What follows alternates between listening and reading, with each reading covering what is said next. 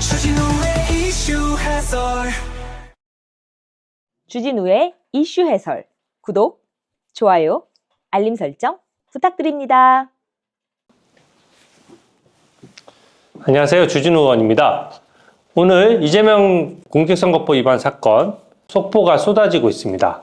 대법원 2부에 배당됐다는 속보에 이어서 또 갑자기 전원합의체에 회부됐다는 보도가 이어졌고요. 또 선관위원장인 노태학 대법관은 회피 신청을 했다. 이 보도가 있었고 첫 심리기일이 열리고 있다라는 이제 속보까지 떴습니다. 이게 속보가 여러 개 뜨니까 그 의미에 대해서 기자분들은 물론이고 국민 여러분들께서도 좀 쫓아가기 힘드실 건데요. 제가 오늘이야말로 제 약간 해설의 진수를 보여드릴 수 있는 기회인 것 같습니다. 제가 이 속보별로 어떤 의미를 갖는 것인지 좀 자세히 말씀을 드리겠습니다. 대법원에서 전원합의체 회부한다는 것은요, 기본적으로 신속히 하겠다는 의미가 지금 굉장히 포함되어 있는 것입니다. 이게 왜 그러냐면요.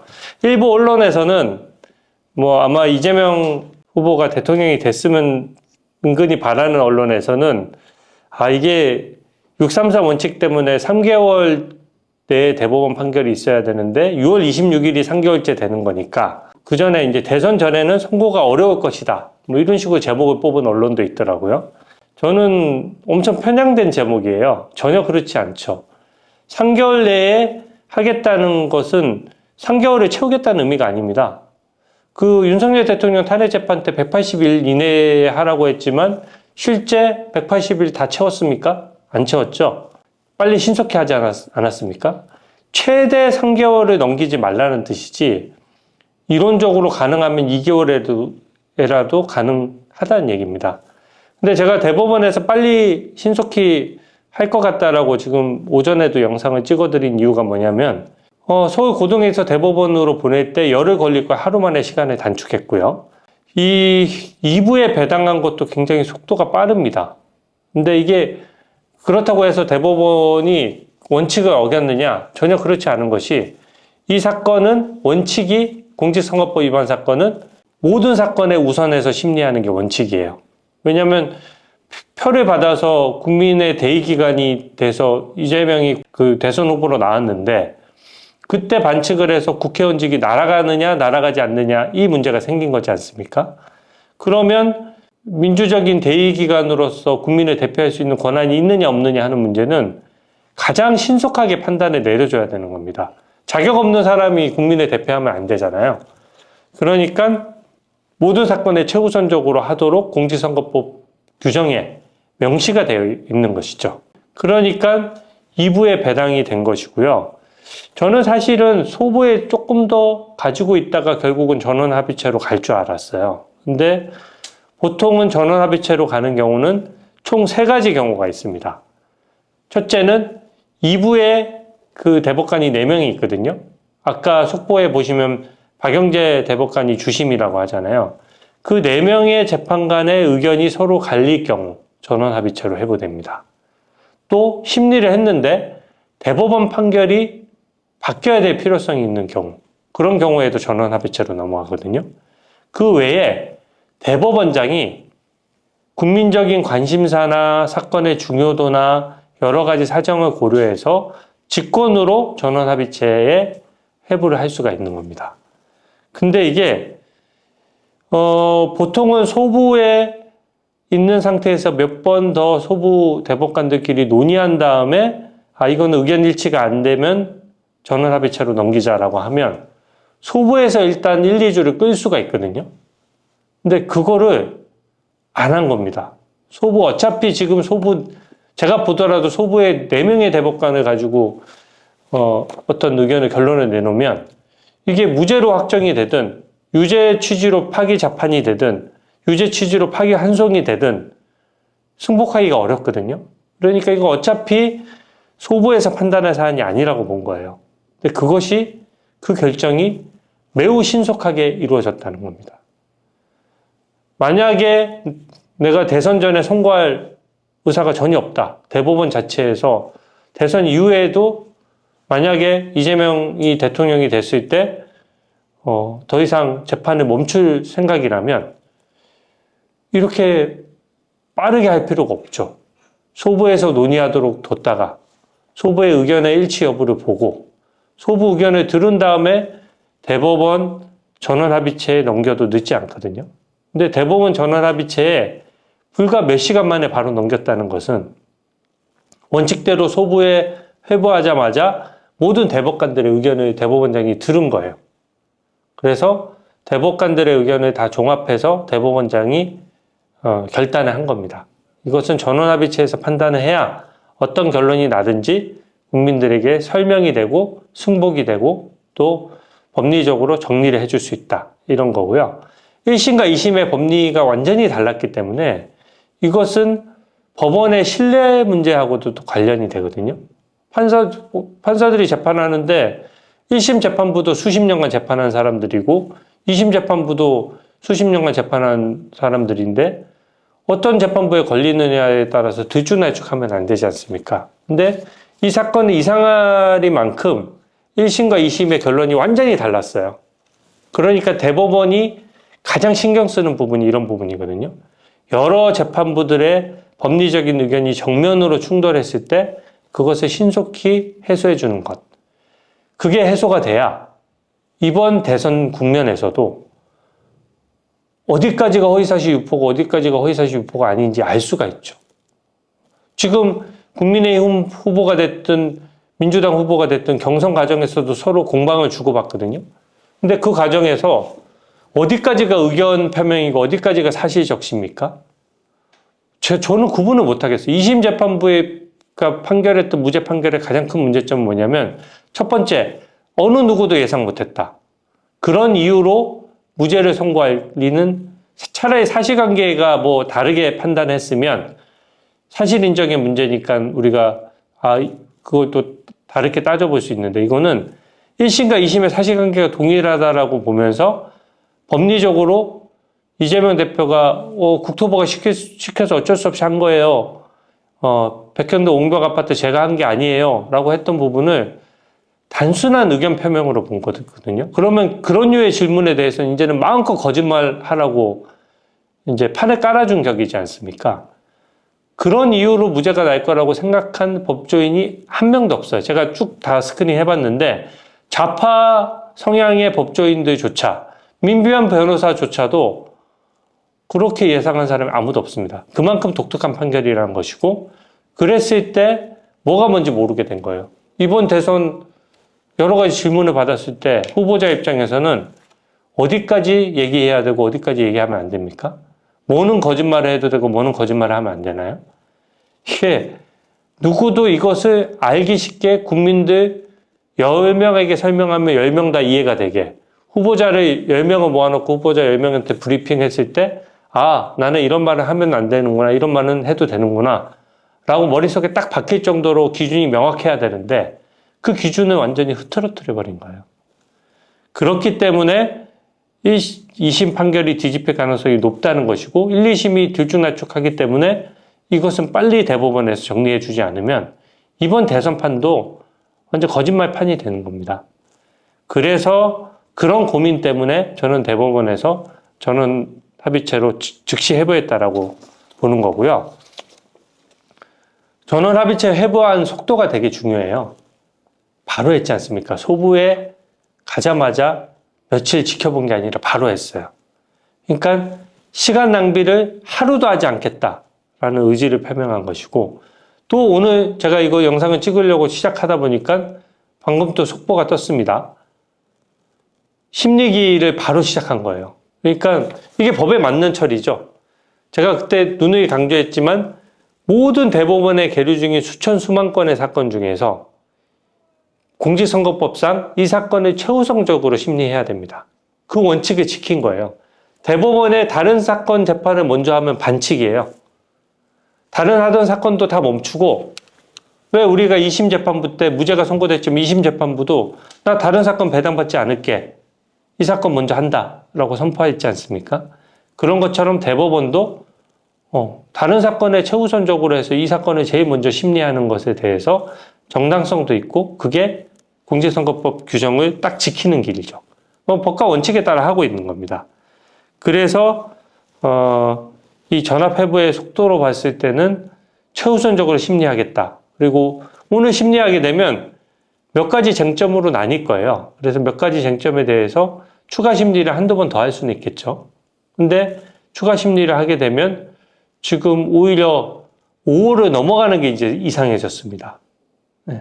제가 오전에 영상을 찍을 때는 5월 중에 선거 가능성이 매우 높다라고 했는데 그것은 소부에서 시간을 끄는 것까지 계산한 거거든요. 근데 소부에서 시간 끄는 게 없어졌다라고 하면 아무리 복잡한 사건이더라도 이거는 사실관계가 동일하기 때문에 법리 판단만 하는 거니까 이 법원 판례에 대해서 각자 대법관들이 어느 판단이 맞는지를 OX를 하면 되는 문제거든요.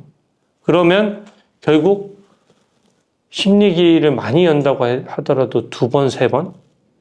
그 정도면 충분하고 정말 많이 열어도 4번 정도인 거죠. 그러면 대통령 탄핵재판 때 어떻게 했습니까? 헌법재판소에서 일주일에 2번씩 재판 열었지 않습니까?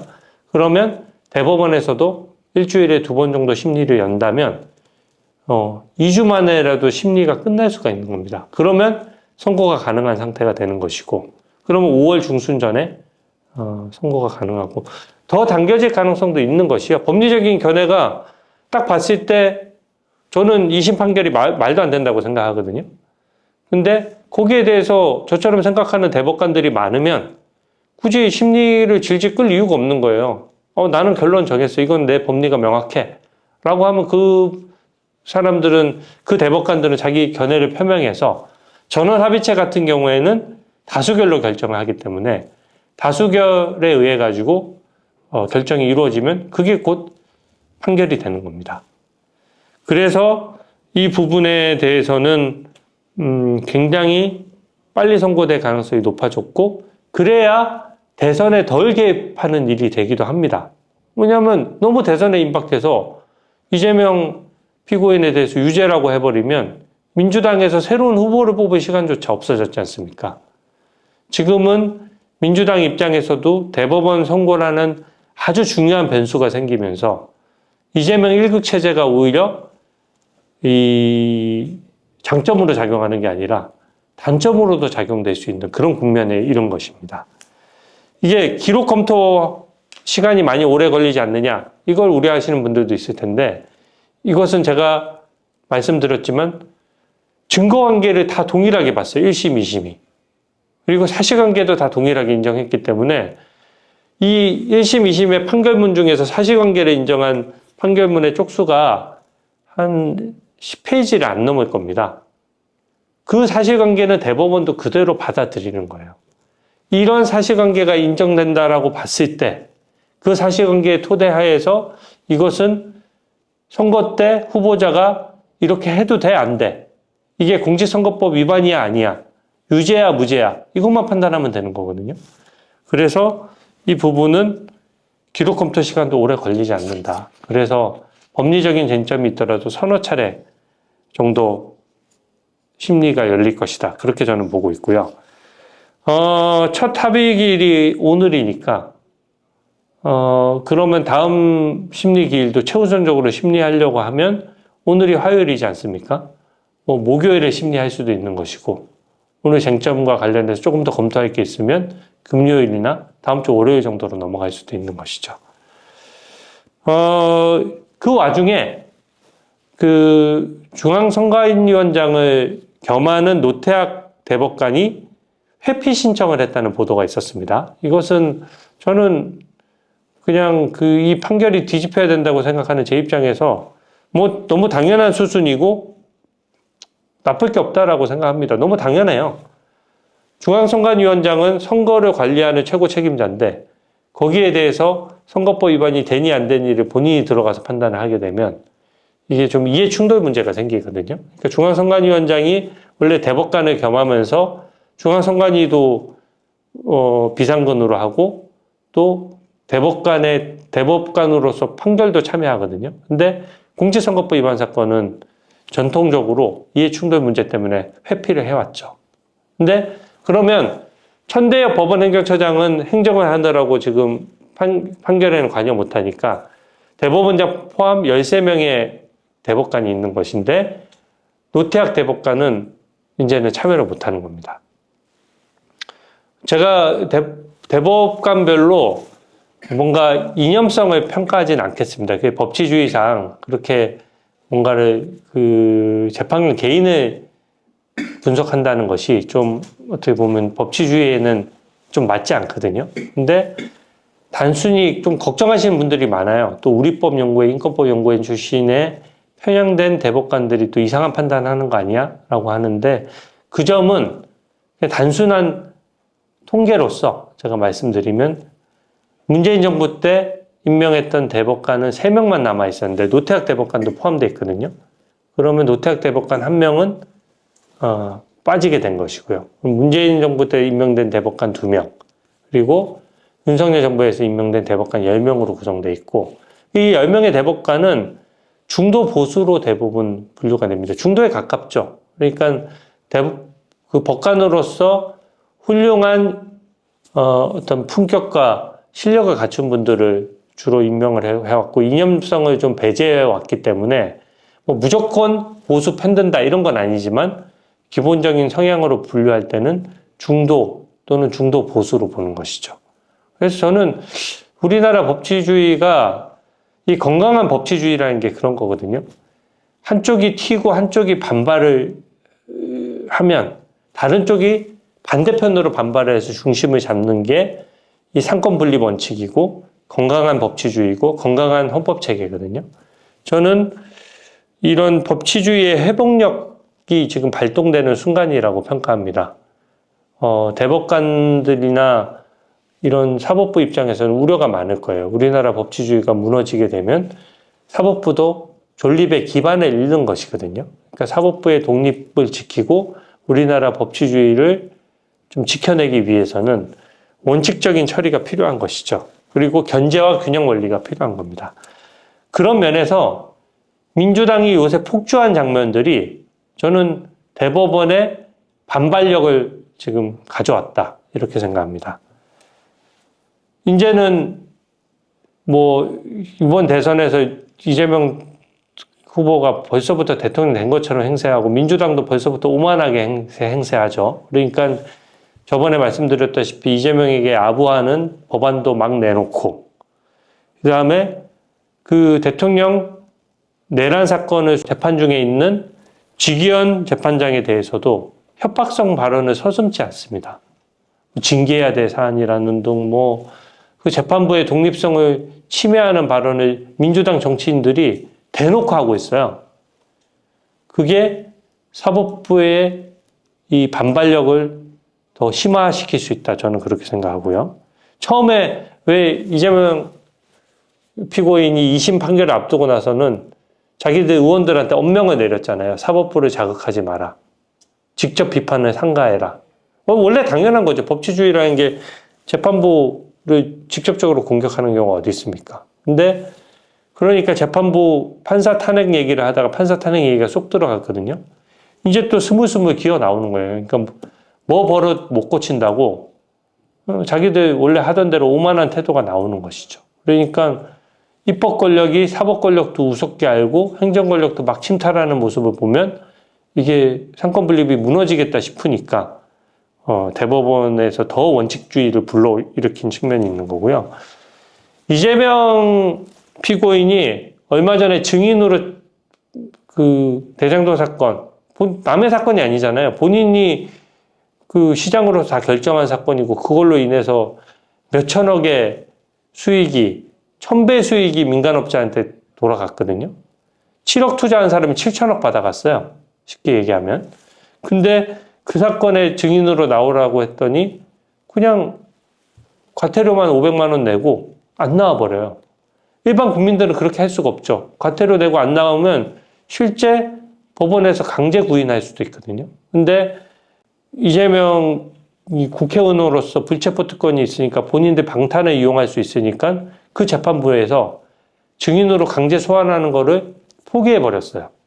대법원 입장에서 엄청 불편했을 겁니다. 일반 국민들은 증인으로 나오라고 하면서 권력자는 증인에서 빼주는 경우이거든요. 그리고 어제 있었던 이재명의 측근 정진상이 1억 원이 넘는 뇌물 받은 혐의 등으로 재판을 받고 있는데 치과 치료를 받는다고 재판에 안 나왔어요. 치과 치료 하루 앞당기면 안 됩니까? 그리고 일반 국민들이 그렇게 하나요? 그렇게 안 하거든요. 그러니까 이제 이재명이 대통령 된다 싶으니까 이 측근들도 어떻게 보면은 굉장히 오만해지는 거죠. 나 어떻게 하겠어? 뭐 안 되면 우리 이재명 형님이 나 사면시켜 주겠지. 사법부도 우리 이제 소나기에 지는 거야. 이렇게 생각하니까 이렇게 오만한 모습이 나오는 건데, 이 또한 어떤 뇌물 받은 피고인이 치과 간다고 재판에 안 나옵니까? 이제 그러면은 모든 국민들도 그냥 시간 날 때 가서 재판 받으면 되죠, 뭐. 네, 사법부는 서비스 기관은 아닙니다. 국민들에게 친절하게 해야 하고 겸손해야 하지만, 네, 추상 같은 엄정함도 있어야 되는 거거든요. 법과 원칙이 무너지면 이재명과 그 측근인 정진상은 그냥 재판 받고 싶으면 받고 안 받고 싶으면 안 받고, 일반 국민들은 재판정에 무조건 나와라? 그 설득력을 갖기 어렵게 되니까 그 부분도 역시 대법원의 반발을 살 수 있는 부분이고요. 이게 지금 아까 얘기했다시피 헌재가 일주일에 2번씩 재판을 진행한 것도 굉장히 이례적이고 했었는데, 이것은 더 부담이 없어요. 재판받는 당사자인 이재명이 나올 필요도 없습니다. 대법원은 대법관들 시간만 되면 일주일에 4번을 해도 돼요. 최우선적으로 심리하는 것이기 때문에 4번을 하더라도 이재명 피고인이 뭐 경선 후보로 돌아다녀도 나올 필요도 조차 없는 겁니다. 그래서 이 부분에 헌재에서 막 재판을 서둘렀던 측면이 있기 때문에 대법원이 재판을 신속히 하더라도 거기에 대해서 민주당이 더 왜 이렇게 편파적으로 빨리 하느냐 이런 말을 할 수가 없는 거죠. 이게 작용 반작용 같은 거거든요.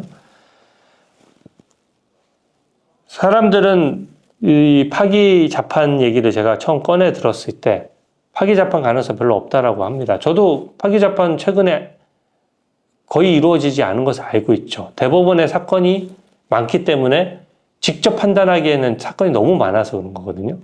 근데 요건상으로는 1심, 2심에서의 증거가 충분한 경우에 파기 자판 할 수가 있습니다. 법률상 가능한 거예요. 근데 이게 뭐랑 연결되느냐면요.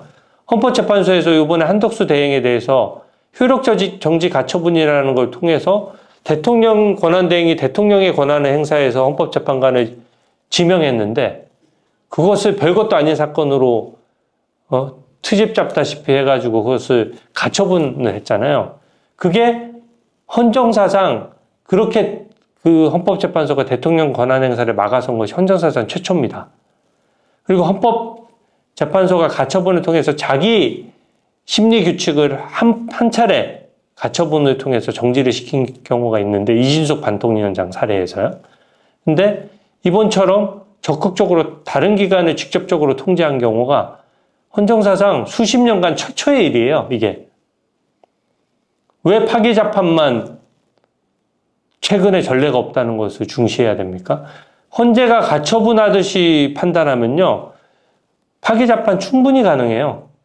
왜 헌재는 가처분을 통해서 대통령 권한을 막아설 수 있고, 이 중요한 대선 국면에서 어떤 국민의 혼란을 막고 정확하게 이재명 피고인한테 책임이 있잖아요. 1심에 2년 2개월 누가 끌라고 했습니까? 재판을 본인이 질질 끌었잖아요. 서류 안 받고 위헌법률 심판 제청 신청까지 해가면서 재판을 질질 끌었으니 재판 끈 사람이 불이익으로 돌아가야 이게 정의에 합당한 것이거든요. 재판을 질질 끌어왔기 때문에 대법원으로서는 파기 재판을 통해서 정확하게 결론을 내려줄 수가 있는 것이죠. 그래서 저는 대법원에서 적어도 3가지 쟁점을 다뤄야 된다고 생각합니다. 유무죄 여부, 당연히 법리적으로 가려야 됩니다. 공직선거법은 판례가 딱 있어요. 전체 선거인이 받게 되는 인상을 기준으로 판단해야 됩니다. 피고인을 기준으로 판단하는 게 아니에요.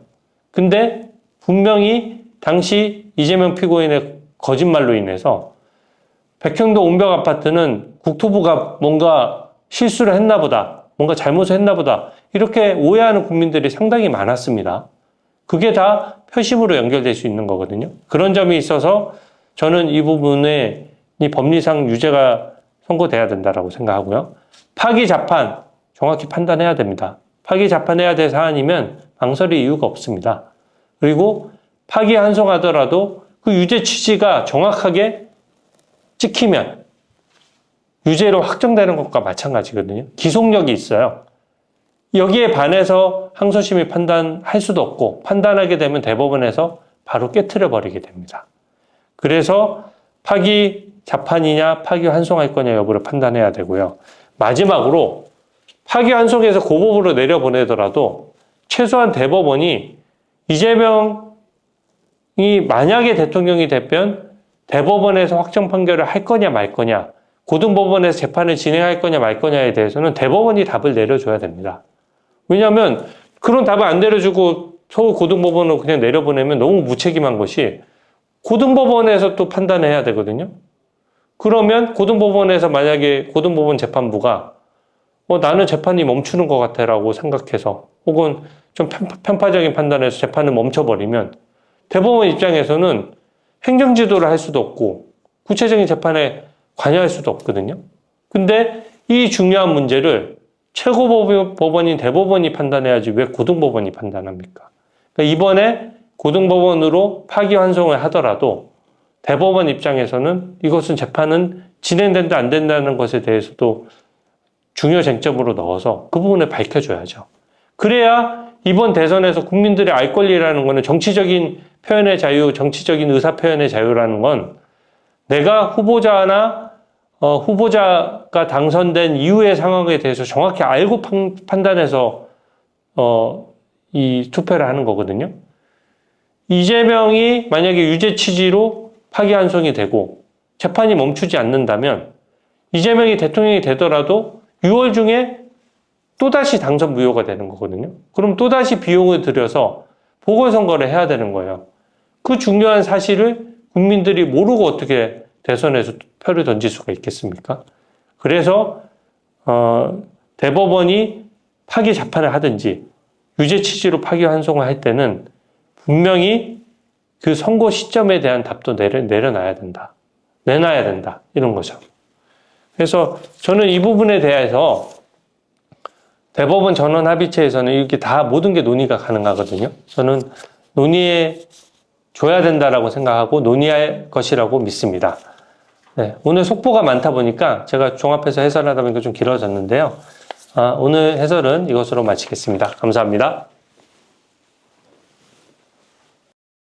주진우의 이슈 해설